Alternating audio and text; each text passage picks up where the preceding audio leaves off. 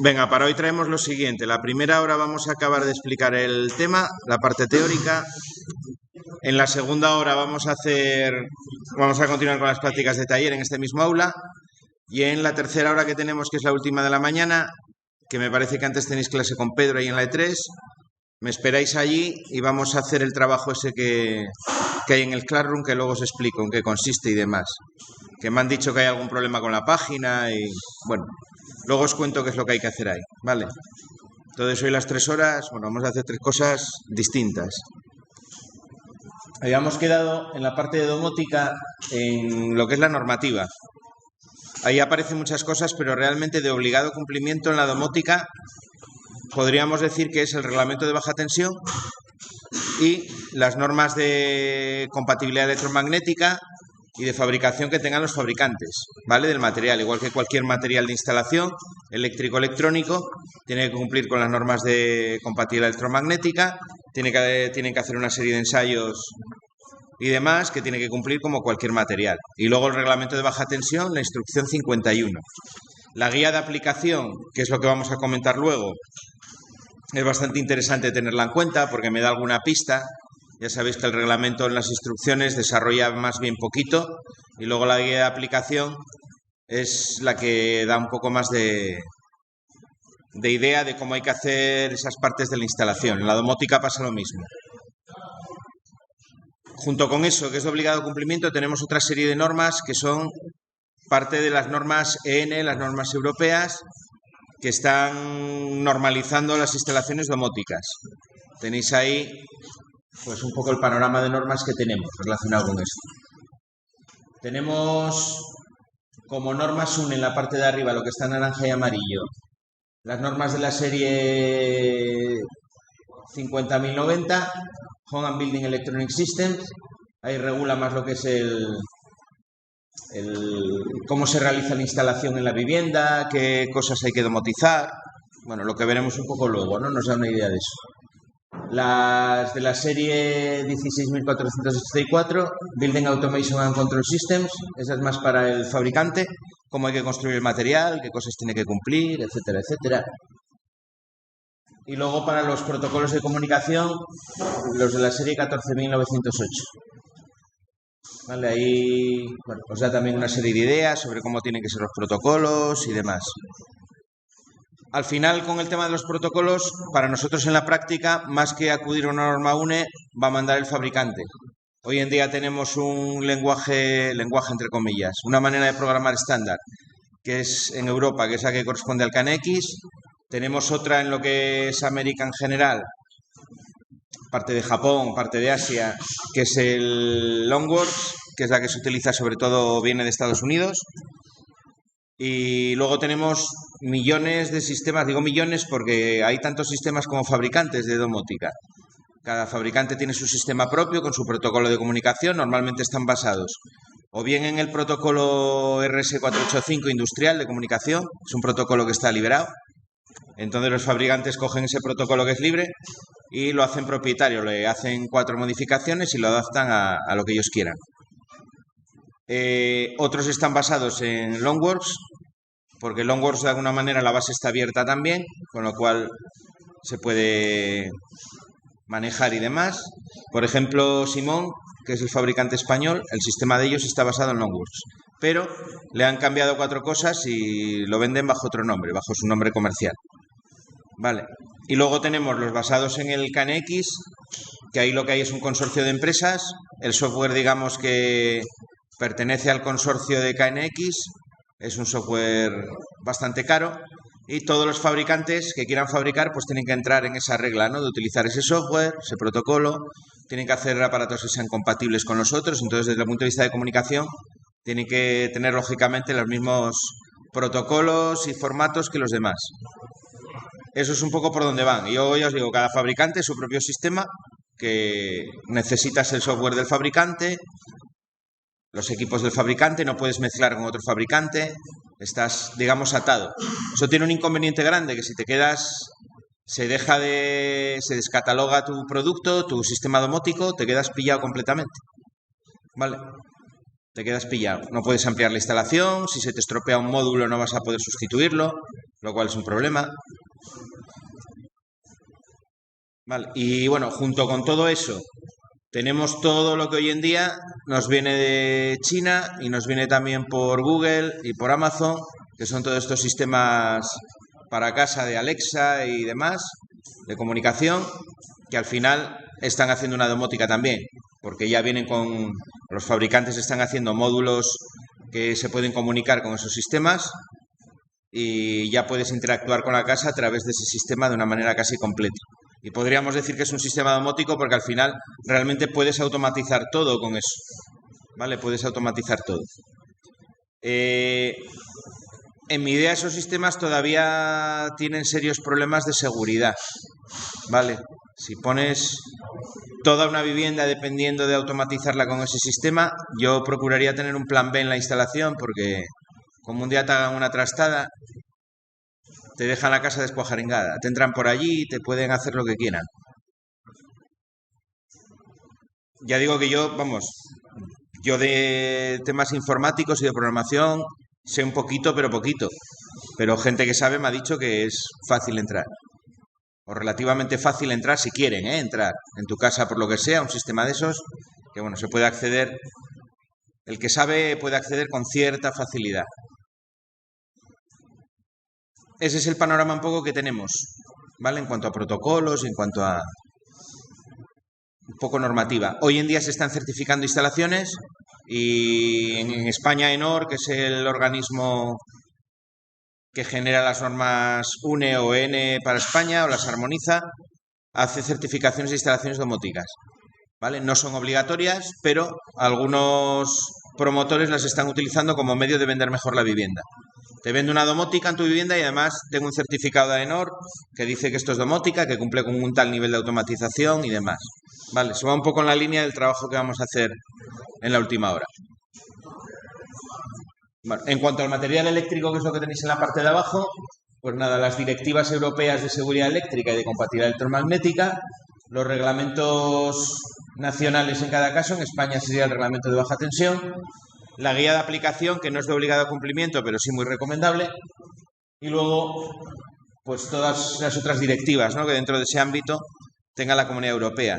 Yo diría ahí también que lo que en cada caso la Consejería de Industria en cada caso mande, ¿no? Porque sabéis que el tema de industria está transferido a las comunidades autónomas y cada una puede poner sobre el reglamento más restricciones, más normas, aparte de esas, ¿no? Te puede exigir que hagas tal cosa en la instalación y la tienes que hacer. Y además no hay mucha posibilidad de saltarse eso. En domótica de momento no tienen, en Asturias no hay especial, vamos, no hay nada extraño, más que lo que pone la guía. Terminología que me pone en la guía, seguimos viendo la guía de aplicación. Nodo actuador, dispositivo de entrada. Esto nos salió en la primera parte del tema también.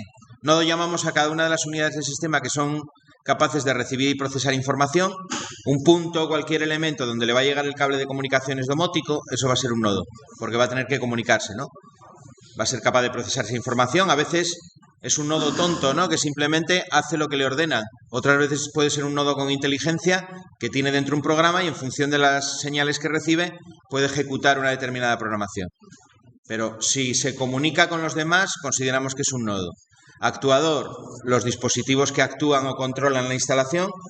Tengo, por ejemplo, una electroválvula que me cierra el paso del gas a la vivienda o me abre el paso del agua. Eso es un actuador. Si tengo un contactor con un motor de persianas, eso es un actuador. ¿Vale? Dispositivos de entrada, los pulsadores que hay en la vivienda, todo tipo de sensores que haya, yo que sé, ambientales, de viento, de temperatura, de presencia, de lo que queráis, que hay en la vivienda, todo eso son dispositivos de entrada. ¿Vale? Los actuadores los llamamos también salidas o dispositivos de salida. Bueno, os pone un ejemplo ahí de la terminología aplicada, ¿no? Un sistema que controla la climatización, la apertura de persianas, la iluminación del local y el riego del jardín, que tiene en cuenta las condiciones meteorológicas presentes o sus previsiones, mediante una determinada lógica. El nodo o un nodo sería, dentro de esa instalación, el ordenador automata que reciba las señales de los sensores de temperatura, humedad, luz y las procesa para dar las órdenes a los sistemas que actúan sobre la climatización, la iluminación, las persianas o el sistema de riego, y podrá estar conectado a una central de incendios o de alarmas o de lo que sea, ¿vale? Puede estar conectado también a Internet y recibir la predicción meteorológica. Hay sistemas ya que actúan con la predicción también. Si yo tengo que cargar, por ejemplo, por la noche un acumulador, cuando la tarifa es un poco más económica, yo puedo programar la carga en función de la previsión de frío que va a hacer al día siguiente. Entonces, si preveo que las temperaturas no van a bajar mucho, yo puedo cargar el acumulador menos. Utilizo esa predicción para hacer una carga más baja. Y ahí me ahorro un dinero, ¿no? Pero bueno, a lo mejor si estoy cargando de manera normal lo cargo a tope y hay días que cargo el acumulador a tope y no va a haber necesidad. Luego cuando quiera volver a cargarlo por la noche, aunque los ladrillos acumulan el calor, ese calor se va a disipar en parte, con lo cual he perdido dinero ahí, ¿no? Pues hay sistemas ya que pueden recibir esa predicción y actuar en consecuencia. Actuador en esta instalación sería el contactor que alimenta los motores de las persianas, por ejemplo, eso sería un actuador. La electroválvula del riego es otro actuador. El regulador de intensidad de luz también es otro actuador. Y luego como dispositivos de entrada tendríamos pues el medidor de temperatura, de humedad, las células fotoeléctricas que detectan si es de día o de noche. Todos ellos envían información al nodo, que en este caso sería un sistema, por lo que dice, más de tipo centralizado, que sería el que tomaría la decisión. Vale. Esto que parece una chorrada, planteároslo en cualquier problema de automatización en general, cuáles son las entradas, cuáles son las salidas. Hay veces que, sobre todo al principio, os vais a confundir, no sé bien por qué, porque es bastante clara la diferencia, pero hay veces que se puede uno confundir. Entonces, pensar claramente qué es entrada, qué es salida, dónde lo tengo que conectar. Bueno, nos da otro montón de definiciones ahí poco especializadas de domótica, ¿no? Bus, que viene de Binary Unit System, son en general las líneas de intercambio de datos que tengo entre componentes electrónicos, llevan ese nombre de bus. Se llama bus también a los cables que utilizo para comunicar los nodos de un sistema domótico. En este caso hace referencia más a esa definición. Pasarela residencial, elemento de conexión entre las diferentes redes adaptando y traduciendo diferentes protocolos. Pasarela residencial sería parte de esa instalación de las infraestructuras comunes de telecomunicación. Punto de acceso de usuario, el punto por donde tengo la cometida de las redes de comunicaciones. Protocolo, lenguajes de comunicación entre periféricos, con objeto de establecer la transmisión de datos en un sistema central o entre sí de forma ordenada. Protocolo, más que el lenguaje de comunicación, es el formato que tiene el lenguaje de comunicación. Vale, ahí pone el reglamento que es el lenguaje, pero no es exactamente el lenguaje. Puedo tener dos lenguajes distintos con un mismo protocolo. Vale, podría llegar a tenerlo. De hecho, en el KNX, de alguna manera hay fabricantes que tienen funciones que otros fabricantes no tienen, que de alguna manera es un lenguaje propio. Tienen órdenes o comandos que otro fabricante no hace. Vale, porque tiene un material a lo mejor muy específico. Protocolo sería más el formato. El protocolo es que cuando estoy haciendo una comunicación de tipo digital, pues primero le voy a mandar un bit que va a enseñar, va a decirle a los sistemas que están escuchando que va a empezar a transmitir. Luego voy a dar a lo mejor una serie de bits donde digo la dirección del elemento con el cual yo quiero comunicar. Luego voy a dar el encabezado del mensaje que va a dar una pista a lo mejor pues de qué orden voy a dar. Luego va a venir la orden en sí. Luego va a venir una serie de bits de verificación para verificar que la información llegó o no llegó. Lo que se suele hacer, la manera más sencilla, es hacer una suma. Todos estos sistemas de comunicación te suman todos los unos y los ceros de la comunicación binaria y le tiene que salir par o impar, ¿no? En función de que le salga lo que tiene que salir, pues es una primera manera de detectar el error. Si tiene que salir un impar y a mí me sale par, es que ya sé que hubo un bit que falló, ¿no? Que no llegó. Y esa comunicación, ese mensaje, lo tengo que volver a repetir. Ese sería un ejemplo de un formato. Todos son al final muy parecidos, llevan una estructura muy parecida. Y dentro de ese formato, las instrucciones en sí, lo que es el lenguaje, puede ser diferente, pero pueden utilizar el mismo formato. Ese formato es el protocolo. Radiofrecuencia, la transmisión por señales radiadas, ¿no? Sin un medio físico concreto, sino a través del aire. Frecuencias entre 3 kHz y 3 GHz. Lo que se utiliza hoy en día, por los sistemas de tipo Wi-Fi en domótica, se han desarrollado mucho. Tienen problemas, ¿eh? Cuando voy a paredes gruesas y demás, la señal Wi-Fi enseguida se degrada, enseguida se pierde. Lo sabréis, porque la mayoría tendréis un router Wi-Fi, me imagino, en casa. Y si vuestra casa es un poco grande, en cuanto os vais un poco, tenéis que poner un repetidor o o algún tipo de amplificador que os amplifique esa señal porque se pierde. Se utiliza mucho la radiofrecuencia en reformas de vivienda. Si tengo que poner cable en una vivienda que ya está hecha, tengo que rozar pared y demás, es un problema. Por radiofrecuencia puedo transmitir señales sin necesidad de picar nada, ¿no? De estropear la casa, con lo cual para eso se suelen utilizar. Para ampliaciones de instalaciones domóticas ya hechas también.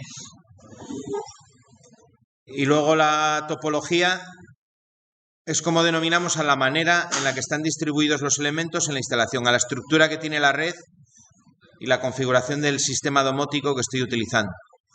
Vamos a ver ahora un poco de esa topología. Bueno, ¿qué tipos de cosas se automatizan? Aunque esta transparencia está ya un poquito, algunas cosas un poquito antiguas. Pero bueno, las 4 áreas que habíamos visto el otro día, ¿no? Gestión de la seguridad, el confort, las comunicaciones y la energía, ¿no? Son las 4 áreas donde nos ocupamos.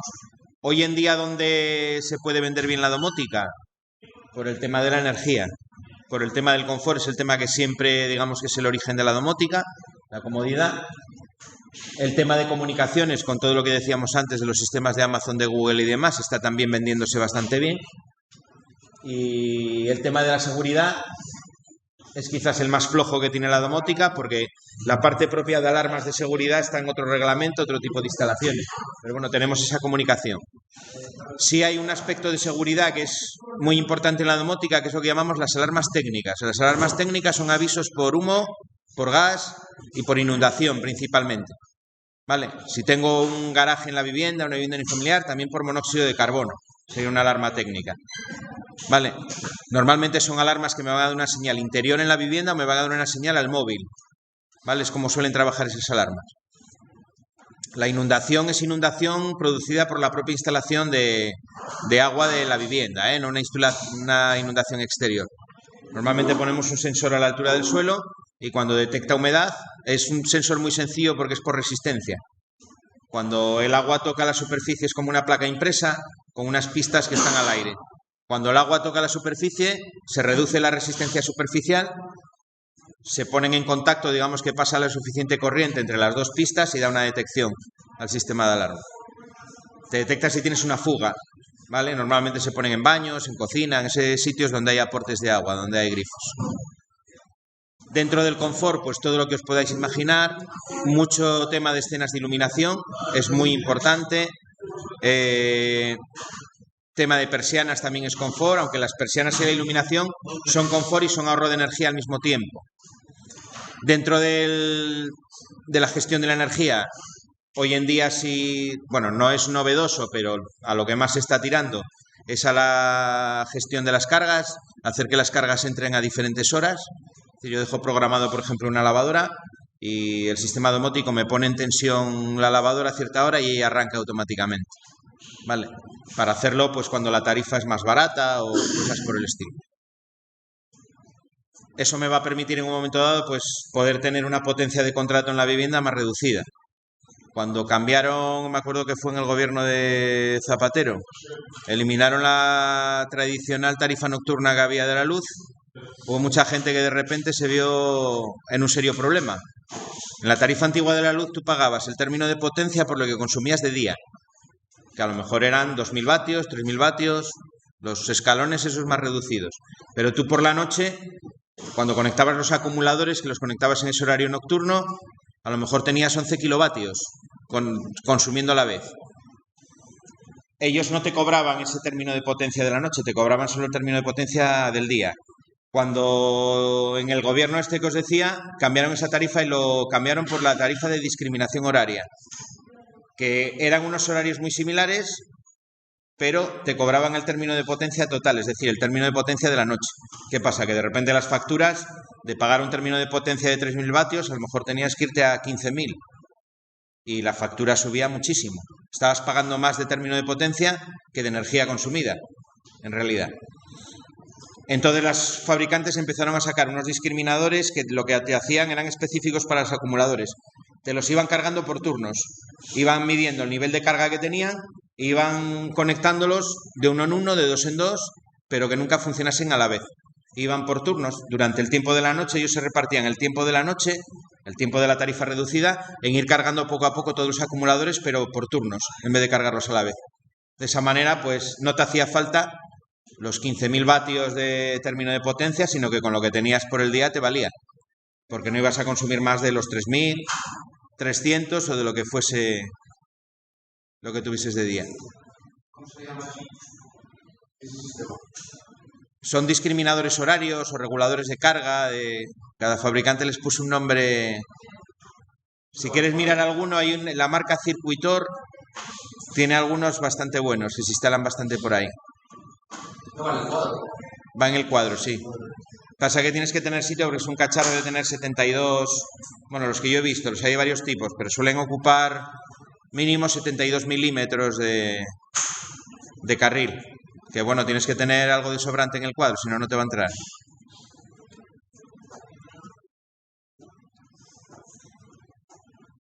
Y luego, nada, la parte de comunicaciones. Bueno, ahí pone cosas, por eso os decía que es un poco antiguo, comunicaciones por satélite.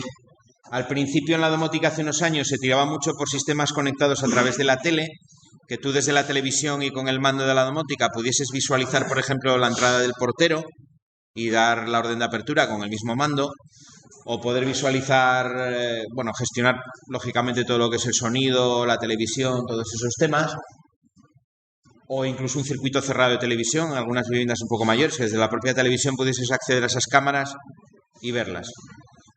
Hoy en día con estos sistemas que salen pues es mucho más fácil. Normalmente lo contemplan todos, el poder ver en la televisión o una tablet o... Vale. Y eso es un poco... Bueno, vamos a ver ahora con detalle alguna función más para que tengáis una idea de lo que se puede hacer. Esto es lo que vamos a tomar como base para el trabajo que hay que hacer luego, ¿no? Porque vais a tener una vivienda, un plano, y tenéis que, como que decir, qué domotizaríais en esa vivienda. Planta por planta, pues en el salón, por ejemplo, voy a poner una automatización de persianas, voy a poner una regulación luminosa en los puntos de luz y además con escenas de iluminación para yo simplemente dándole al teléfono o dando en la pared, bueno, los mecanismos que tenga, poder definir diferentes escenas. Una que sea todo alumbrado, otra, por ejemplo, que sea el alumbrado indirecto solamente, pues por ejemplo, cuando yo quiero ver la tele y quiero que el ambiente de luz sea más bajo. Otro que puede ser a lo mejor la zona del salón encendida y el resto con una luz más tenue. Eso se llaman escenas de iluminación. Es como preconfiguraciones de la iluminación que yo puedo ir seleccionando, sin necesidad de actuar individualmente sobre los puntos de luz. Eso es un poco el trabajo, ir diciendo, y bueno, vamos a tomar como base estas indicaciones que os da por aquí. Cosas que se hacen en sistemas de gestión de energía. Desconexión selectivas de carga, un poco lo que os estaba comentando hace un momento, ¿vale? Para no superar la potencia máxima contratada. Puesta en marcha de diferentes equipos para el aprovechamiento de la tarifa nocturna. Yo dejo, por ejemplo, preparado un lavavajillas, una lavadora y ponerlo a la hora que me es más conveniente para mí. Zonificar las zonas de calefacción. Es algo muy típico también de energía. Yo si tengo, por ejemplo, imaginaos una vivienda, como es el caso del trabajo, que es una vivienda unifamiliar adosada. Es decir, tiene otras viviendas por los dos lados. Tiene una fachada norte y una fachada sur. La temperatura que voy a tener en las habitaciones de la fachada norte va a ser normalmente más bajas que las que tiene la fachada sur, por el hecho de la incidencia del sol. Eso hace conveniente que al menos en esa vivienda yo haga dos zonas de calefacción. Una para las habitaciones de atrás y otra para las habitaciones de delante, porque la temperatura va a ser diferente. Si yo pongo un único termostato y una única zona de calefacción, siempre va a hacer más frío en la parte de atrás que en la de adelante. En esa vivienda, además, creo que las habitaciones, salvo el dormitorio principal que está en la fachada, las otras dos habitaciones están para la parte de atrás. Va a haber una diferencia de temperatura ahí importante. Esas son las zonas de calefacción. Pongo más termostatos y regulo las diferentes habitaciones, las diferentes zonas de manera diferente. En una puedo poner una temperatura, en otra. En una puedo poner un horario de funcionamiento de la calefacción, en otra zona puedo poner otro horario.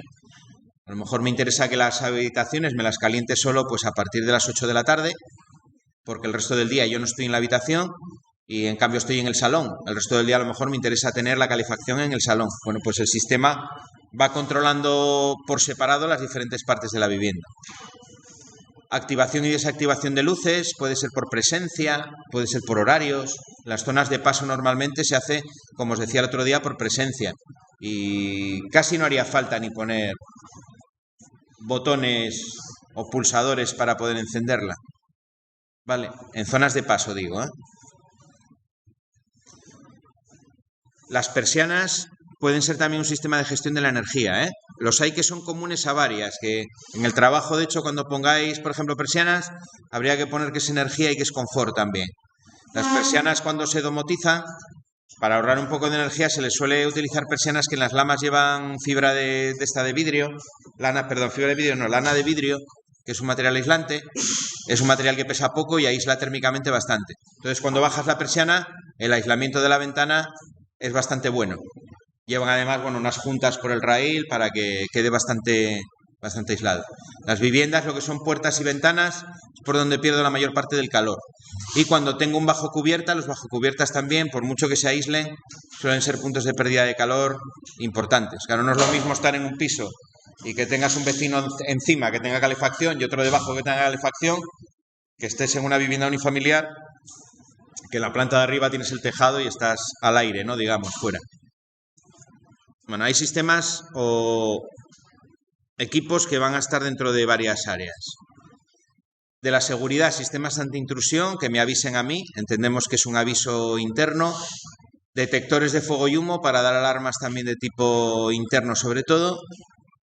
Detectores de fugas de gas, de agua, que se encargarán de cerrar las válvulas de sus suministros, ¿no? Si hay una fuga de gas, me cierra el paso del gas, si hay una fuga de agua, me cierra el paso del agua.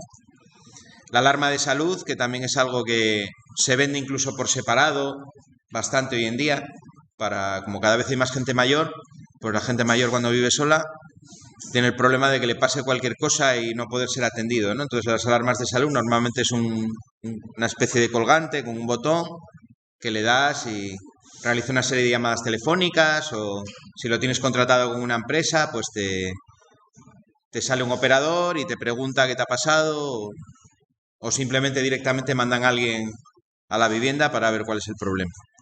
¿A eso se le considera domótica? Los sistemas domóticos lo integran mucho, sí. Se está integrado en el sistema domótica.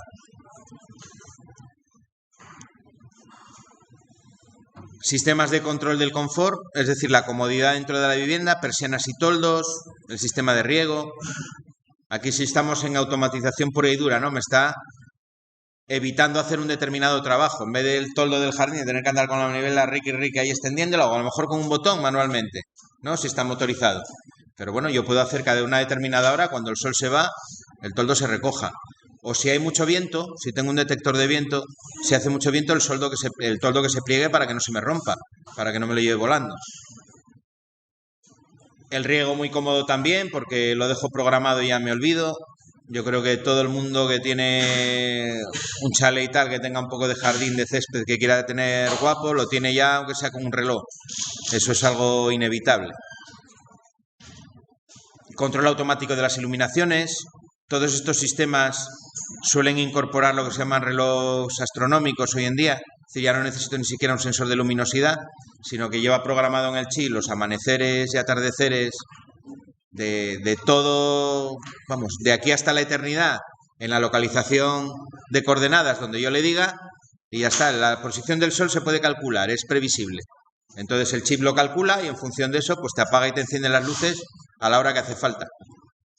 ¿Vale? Cuando empieza a anochecer, pues te las enciende. Y vas a ver el anochecer si es verano y en invierno y en cualquier día del año. Es lo que se utiliza hoy en día de manera individual, pero se utiliza para el alumbrado público, ¿no? Hoy en día las células estas de luminosidad, los crepusculares ya no se utilizan porque fallaban más que una escopeta de feria. Crepuscular, en cuanto se te posa la suciedad encima, pues te va a encender antes de tiempo. O viene un pajarín y te deja un regalín encima, pues ya no va a detectar exactamente igual que cuando...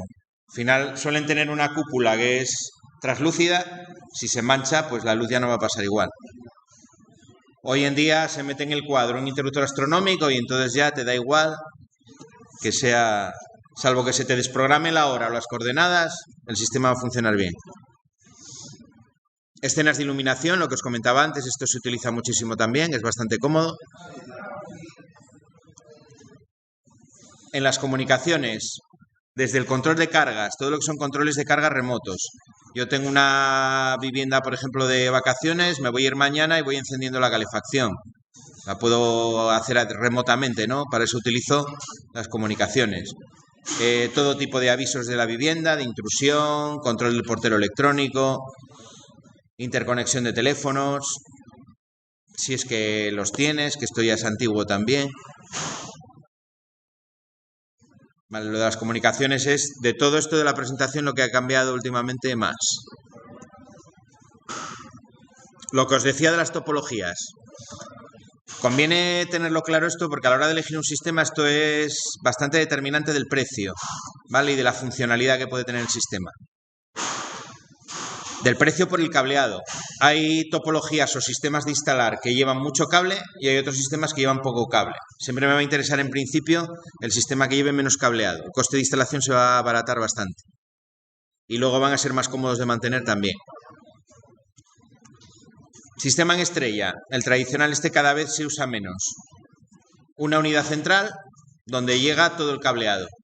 Es lo que vamos a ver cuando veamos los autómatas. Los autómatas tienen un cacharro central que puede tener varios módulos y que en un momento dado sí que veremos que se pueden descentralizar, pero en su forma más sencilla es un único módulo con entradas y salidas donde tienen que llegar todos los cables de la vivienda. Imaginaos que sea un mismo punto, al cuadro de la vivienda. Llega cableado de todos los sitios y a veces tiene que llegar cables separados, porque si tengo un sensor que está en un sitio, sus 2 cables o sus 3 cables tienen que llegar hasta el cuadro principal. Del otro sensor lo mismo, de todo es lo mismo. Pues es un problema, ¿no? Porque la cantidad de cables, la cantidad de tubo que voy a tener que meter va a ser importante.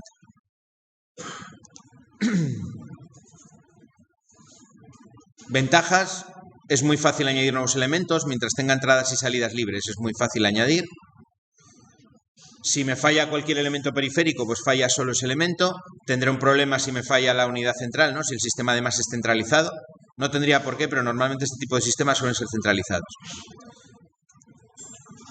Y el principal inconveniente, el cableado, que es muy, muy extenso.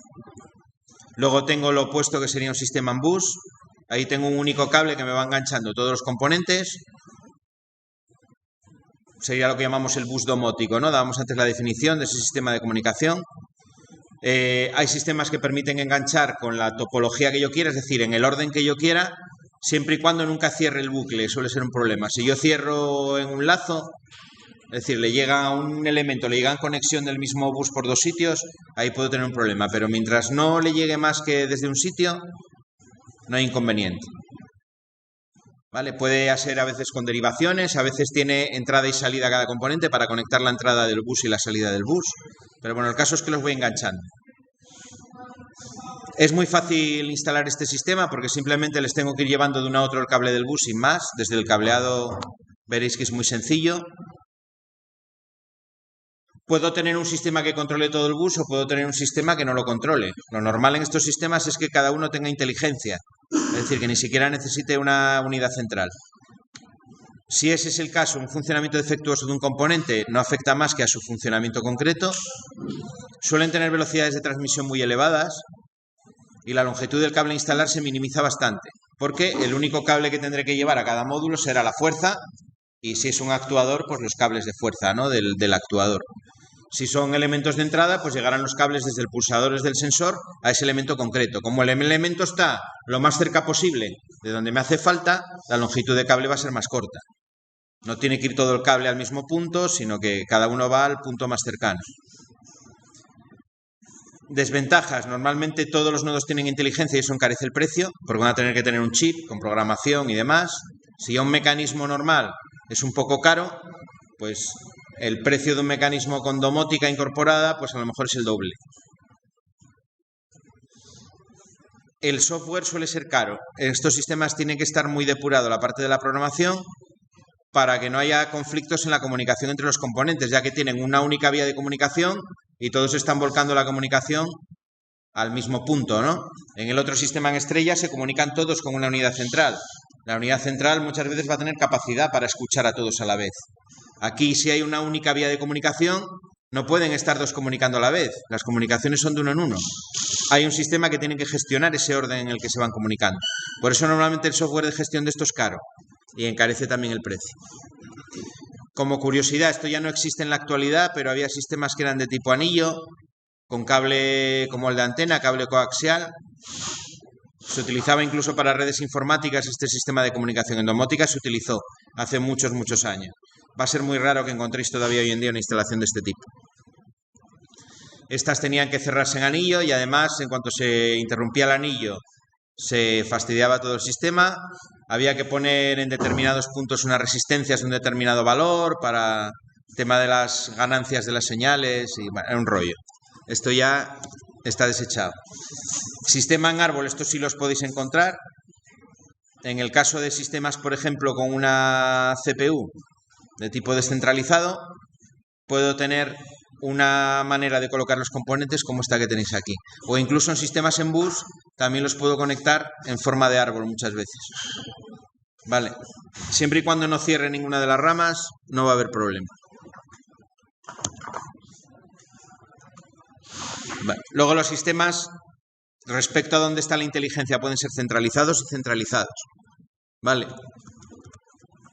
El sistema modular, ese sistema en estrella, suele ser de tipo centralizado. Ahí os da el esquema una idea de cómo sería más o menos la situación de los componentes. Suelo tener módulos de entrada y módulos de salida separados, aunque puedo tener un módulo de entrada y salida simultáneamente, pero suelen estar separados. Y a cada módulo confluyen por los actuadores, si es de salida, o los sensores, si es de entradas, que le correspondan. Luego tengo el sistema en bus descentralizado. Esta es la tendencia hoy en día, suelen ser de este tipo los sistemas domóticos. Cada elemento con su inteligencia, cada elemento sabe y lleva programado con quién se tiene que comunicar y qué es lo que tiene que hacer. Y luego se ven también por ahí lo que son los sistemas en bus centralizados. ¿Vale? Es lo mismo respecto a la topología, cómo se conecta, pero las órdenes las da un mismo controlador. ¿Vale? De estos tampoco se ven muchos, ¿eh? De los que más vais a ver va a ser de este y este tipo si vais a una configuración de autómata. Aunque en los autómatas hoy en día se pueden poner más de un módulo de control, con lo cual se va a parecer bastante a una configuración en bus. Veremos con el logo, por ejemplo, que puedo poner hasta 8 logos en la vivienda conectados al router por cable de red, es decir, parte de la red informática. Se pueden intercambiar entradas y salidas y pueden trabajar conjuntamente, ¿vale? En lo mismo. Estaríamos ya en un sistema híbrido, ¿no? Entre los dos. Sería un sistema centralizado, si miro cada uno de ellos, pero sería un sistema en bus también porque utiliza un cable de Ethernet para comunicarse entre sí. Bueno, ¿y qué más me dice la guía de aplicación? Esto es lo más interesante de todo lo que dice. Me da por primera vez una orientación que hasta ahora no había, hasta que salió la guía, de qué es domótica, a qué podemos llamar domótica. ¿Vale?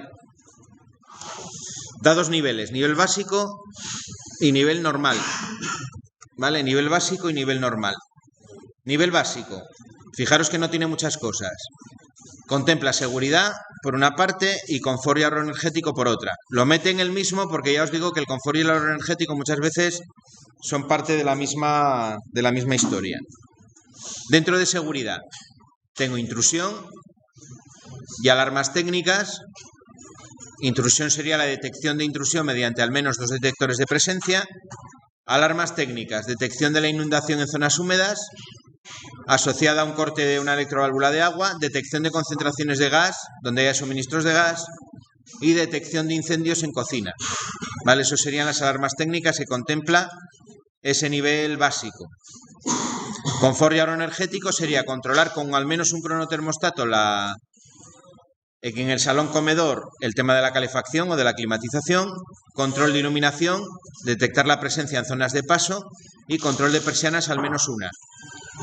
¿Vale? En el salón y en el dormitorio. Es decir, al menos en 2 estancias, en el salón y en el dormitorio. Con eso ya la guía te considera que tienes una domotización básica.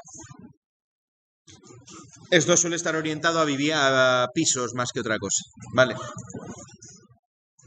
De hecho, de hace unos años para acá hay promociones de vivienda que te sacan eso ya de serie, ese tipo de automatización. Luego es lo que sería ya una automatización normal, una domótica ya un poco más desarrollada. En intrusión ya os mete más cosas, os mete contactos magnéticos en las ventanas, detectores de impactos también en las ventanas. Las alarmas técnicas más o menos lo mismo, lo que pasa que añade detectores de humo en todas las estancias. Simulación de presencia, sistema programable de encendido y apagado de luces. Simulación de presencia es para el tema de la intrusión. Cuando yo me voy de la vivienda, el sistema va a encender puntos de luz para dar la impresión a alguien que esté mirando la vivienda desde fuera que la vivienda está habitada. Hay sistemas que lo hacen de manera temporizada. Tú le programas unos horarios donde quieres que se enciendan las luces. Otros sistemas lo que hacen es memorizar el encendido de luces que tú realizas y lo reproducen con ligeras variaciones, pero intentan reproducir tu rutina habitual de luces. También hay sistemas de simulación de presencia que juegan con las persianas, pero normalmente suele ser la iluminación lo que tocan los sistemas. No es algo que te evite que te roben en casa, pero bueno, en el caso de alguien que esté mirando, pues puede disuadir, ¿no? O puede dar la idea de que vive alguien y ya se descarta el robo ahí. Dentro de confort y ahorro energético, el otro bloque. Control de climatización, ahora ya nos pone varios cronotermostatos, zonificando la vivienda por estancias. Control de iluminación, zonas de paso exactamente lo mismo, regulaciones en salas de estar o comedores, con elección de ambientes, iluminación predefinidos, es lo que llamamos las escenas de iluminación. Control de puntos de luz y tomas de corriente más significativas de la vivienda, un mínimo un 80% de los puntos de luz y un 20% de las tomas de corriente. Control de persianas, todas van motorizadas y automatizadas. Motorizado es que lleven motor y automatizado es que haya aperturas y cierres de manera automática, ¿no? Que el usuario no tenga que ir manualmente a darle al botón. Posibilidad de realizar programaciones horarias sobre la instalación que permita al menos un mínimo de 12 temporizadores y que haya sistemas de gestión de la energía, eso sobre todo para las cargas, lo que os comentaba antes. Control de iluminación exterior, en las viviendas que tengan jardín o terrazas, la que tenéis vosotros en el trabajo tiene 2 terrazas, tiene una terraza que está justo pegada a la cocina y luego tiene otra terraza que es todo el techo, ¿no? Que también es una terraza transitable y que se puede utilizar. Ahí pues sería conveniente, si voy a hacer esta automatización normal, pues poner control de iluminación exterior también. Con todo eso sería la automatización normal. De ahí para arriba, todo lo que se vaya añadiendo, pues me cumple también, ¿no? Con ese nivel. Son los 2 escalones que da el reglamento. El primero, el básico, suele ser para pisos y este es más adecuado para ya vivienda unifamiliar, casas, adosados incluso. Vale. No es obligatorio esto, pero bueno, da una guía, da una referencia de por dónde tengo que automatizar, ¿no? Es la referencia que vosotros vais a tener para el trabajo. Tenéis que mirar por aquí, ir buscando dentro de las aplicaciones que os describe el tema, pues qué podéis hacer.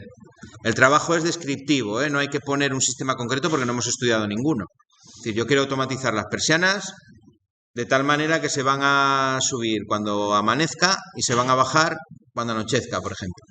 Y lo voy a hacer en el salón, en las habitaciones, en donde quiera. ¿Vale? Bueno, en el salón no, porque en el caso del salón, en la vivienda que tenéis no tiene persiana. Porque tiene, si alguno ya miró el plano, tiene una ventana que es curva y ahí en ese caso se suelen poner estores de estos que no pasa la luz o otro tipo, pero persiana tal cual no se puede poner ahí.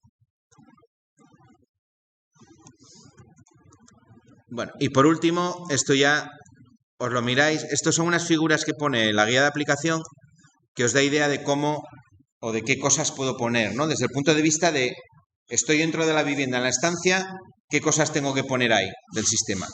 Os pone una serie de símbolos que se han inventado ellos, que no son normalizados ni nada.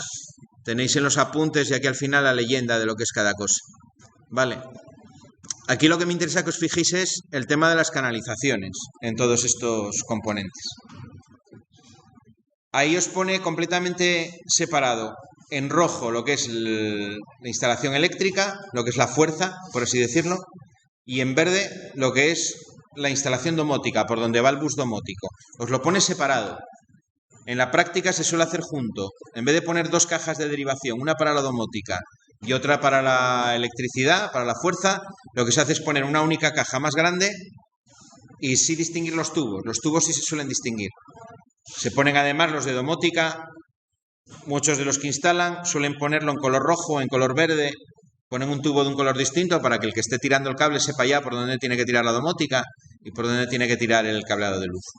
Hay una única condición para poder compartir caja, que es que el aislamiento del cable de domótica tiene que ser el mismo que el cable de baja tensión. Me parece que lo dice el reglamento, no recuerdo ahora textualmente cómo lo dice, pero dice que cuando tengo un cable de una tensión inferior, para poder ir en la misma canalización, compartir canalización con un cable de una tensión superior, tiene que estar aislado para la misma tensión que el cable de tensión superior. No lo dice con esas palabras, pero viene a decir eso. Es decir, tendré que utilizar un cable de datos que tendrá que estar aislado para 750 voltios, 450, 700, como el cable de la vivienda, ¿no? Exactamente igual. Si cumplo con esa condición, puedo compartir la caja perfectamente. La caja es también parte de la canalización. La canalización es el cuadro, la caja y todo el tubo que tenéis, todo es canalización. No vale de nada, si yo quiero separar en canalizaciones distintas, no vale de nada poner tubos distintos si luego se junta todo en la caja. ¿Vale? Luego en las partes de las conexiones, para juntar esos valores de continua pequeños de la domótica con la alterna, la norma, creo recordar que te pide 5 milímetros de separación entre los contactos. Normalmente todos los aparatos de domótica que fabrican, que tienen las dos tensiones, ya tienen los tornillos, los bornes de conexión separados a esa distancia para cumplir con la norma, con lo cual eso nos debería de preocupar.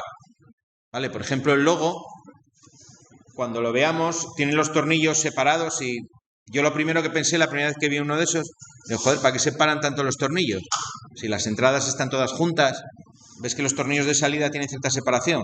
Claro, el tema es que los tornillos de salida son relés libres de potencial que yo puedo conectar a 24 voltios, a 12, a 230 y puedo tener una salida a una tensión, otra salida a otra tensión. Entonces, para que se puedan poner en el mismo aparato necesito separarlas, para que no haya problemas, ¿no?, de una tensión con la otra. Pues bueno, esas figuras os dan una idea de eso, de por dónde tiro los tubos, qué cosas puedo poner o se suelen poner en cada estancia.